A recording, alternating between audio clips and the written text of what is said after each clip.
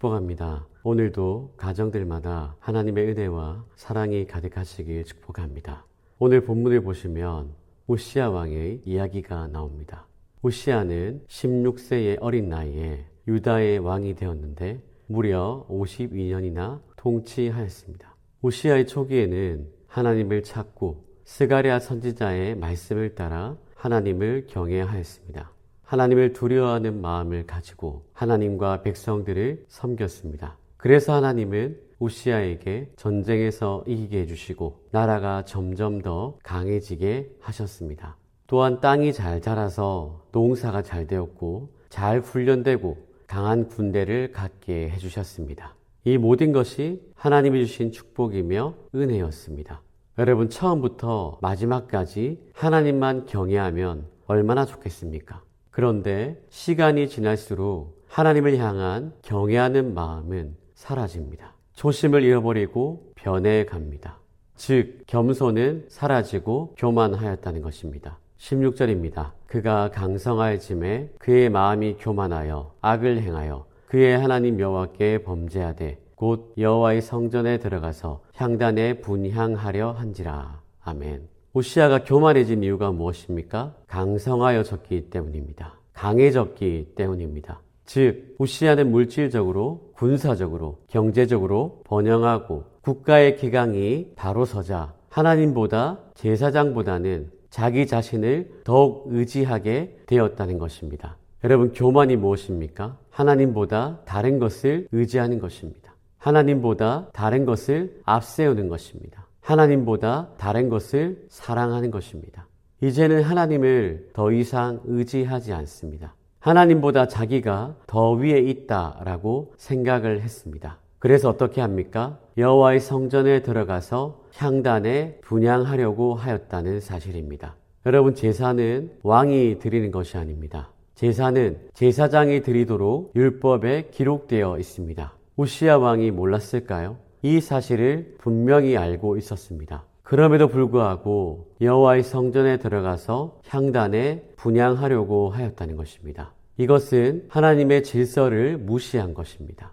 하나님을 대적한 것입니다. 이것이 바로 교만입니다. 우시야의 교만한 행동에 제사장 아사랴와 제사장 80명이 말립니다. 그러나 우시야는 회개는커녕 말리는 그들에게 화를 냅니다. 하나님의 질서를 무시하고 교만한 우시야에게 하나님이 어떻게 하셨을까요? 19절 후반절입니다. 그가 제사장에게 화를 낼 때에 여호와의 전 안향단 곧 곁 제사장들 앞에서 그의 이마에 나병이 생긴지라. 아멘. 하나님의 성전에서 하나님께 드리는 제사의 자리에서 하나님의 심판이 즉시 임했습니다. 성도 여러분, 교만은 하나님을 대적하는 죄이며 하나님은 그것을 그냥 넘어가지 않으십니다. 우시야가 아무리 위대한 왕이었고 아무리 오랜 시간 통치했더라도 하나님의 질서를 깨뜨린 순간 그는 나병 환자가 되었습니다. 왕의 자리는 유지되었지만 하나님의 임재 앞에서 더 이상 설 수 없었습니다. 결국 우시야는 나병이 생긴 이후에 성전에서 쫓겨나 별궁에서 평생을 격리된 채 살아야 했고 그의 아들 요담이 실질적인 정치를 맡게 되었습니다. 결국 우시야는 죽을 때까지 나병 환자로 살았고 그의 이름 앞에는 나병 환자라는 꼬리표가 붙게 되었습니다.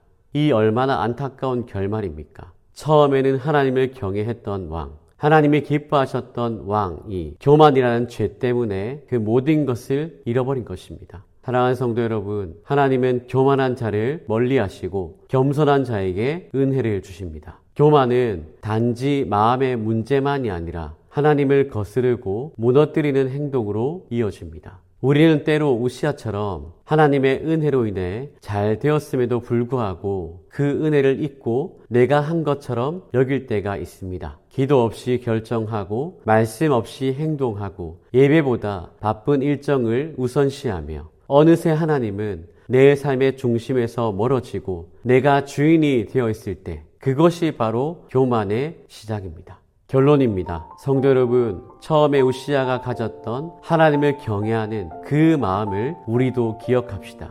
기도하며 의지하던 그 마음, 말씀을 사모하던 그 마음을 끝까지 지켜야 합니다. 겸손은 약함이 아니라 하나님을 높이고 내가 낮아지는 태도입니다. 겸손할 때 하나님은 우리를 높여주시고 축복하시며 끝까지 책임져 주십니다. 그러므로 오늘 이 말씀 앞에 우리 자신을 돌아보며 하나님 앞에 겸손함으로 다시 나아가는 복된 가정이 되시길 주님의 이름으로 축복합니다.